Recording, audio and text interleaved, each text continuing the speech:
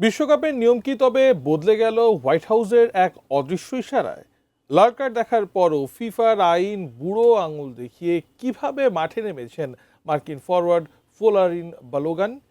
FIFA সভাপতি Gianni ইনফান্তিনোর এই রহস্যময় সিদ্ধান্তের পেছনে কি কাজ করেছে মার্কিন প্রেসিডেন্ট ডোনাল্ড ট্রাম্পের কোনো গোপন ক্ষমতা? বালোগান বিতর্কে তাই প্রশ্ন উঠেছে ফিফা নিরপেক্ষতা নিয়ে। বিস্তারিত জানাচ্ছেন বদিউজ্জামান মিলন।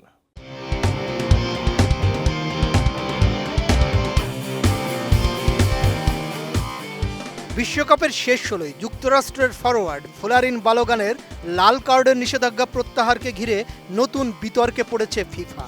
বিশ্ব ফুটবলের নিয়ন্ত্রক সংস্থাটির সভাপতি জিয়ান্নি ইনফান্তিনোর নিরপেক্ষতা ও নেতৃত্ব নিয়ে প্রশ্ন তুলছেন ফুটবল সংশ্লিষ্টরা। বিশেষ করে যুক্তরাষ্ট্রের প্রেসিডেন্ট ডোনাল্ড ট্রাম্পের বক্তব্যের পর বিতর্ক আরও তীব্র হয়েছে।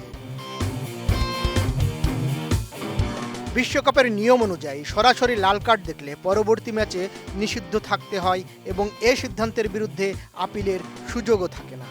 তবে বেলজিয়ামের বিপক্ষে শেষ ষোলোর ম্যাচের আগে বালোগানের নিষেধাজ্ঞা প্রত্যাহার করে ফিফা। যুক্তরাষ্ট্রের এই স্ট্রাইকার এবারের বিশ্বকাপে 3টি গোল করে দলের অন্যতম সেরা পারফর্মার।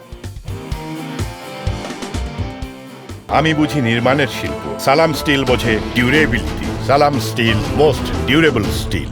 ফিফা এ বিষয়ে 871 শব্দের একটি বিবৃতি প্রকাশ করলেও কেন নিষেধাজ্ঞা প্রত্যাহার করা হলো তার স্পষ্ট ব্যাখ্যা দেয়নি। বিতর্ক আরও বাড়িয়ে দেন মার্কিন প্রেসিডেন্ট ডোনাল্ড ট্রাম্প। সাংবাদিকদের এক প্রশ্নের জবাবে তিনি বলেন, বালোগানের নিষেধাজ্ঞা পুনর্বিবেচনার ক্ষেত্রে তিনিই ভূমিকা রেখেছেন। তবে ট্রাম্পের দাবি তিনি শুধু বিষয়টি পুনর্বিবেচনার অনুরোধ করেছিলেন, ইনফান্তিনোকে কোনো নির্দেশ দেননি। তার এই মন্তব্যের পর ফুটবল অঙ্গনে প্রশ্ন উঠেছে, ফিফার মতো একটি স্বাধীন ক্রীড়া সংস্থার সিদ্ধান্তে রাজনৈতিক প্রভাব পড়েছে কিনা। অন্যদিকে ইনফান্তিনো রাজনৈতিক হস্তক্ষেপের অভিযোগ অস্বীকার করে বলেছেন, সিদ্ধান্তটি সম্পূর্ণ স্বাধীনভাবে ফিফার ডিসিপ্লিনারি কমিটি নিয়েছে। সাবেক লিভারপুল কোচ ইউর্গেন ক্লপ এ ঘটনায় তীব্র প্রতিক্রিয়া জানিয়ে বলেন, এটি আমাদের খেলা, তাদের নয়। যদি ডোনাল্ড ট্রাম্প ও জিয়ান্নি ইনফান্তিনো নিজেদের মধ্যে কথা বলে এই সিদ্ধান্ত নিয়ে থাকেন, তাহলে সেটি পাগলামি। এতে পুরো ব্যবস্থার নিরপেক্ষতায় প্রশ্নের মুখে পড়ে।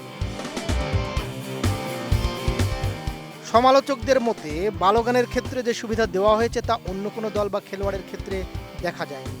আর এর সুবিধাভোগী দলটি বিশ্বকাপের সহ আয়োজক যুক্তরাষ্ট্র, যার প্রেসিডেন্ট ট্রাম্পকে ইনফান্তিনো একাধিকবার নিজের ঘনিষ্ঠ বন্ধু হিসেবে উল্লেখ করেছেন।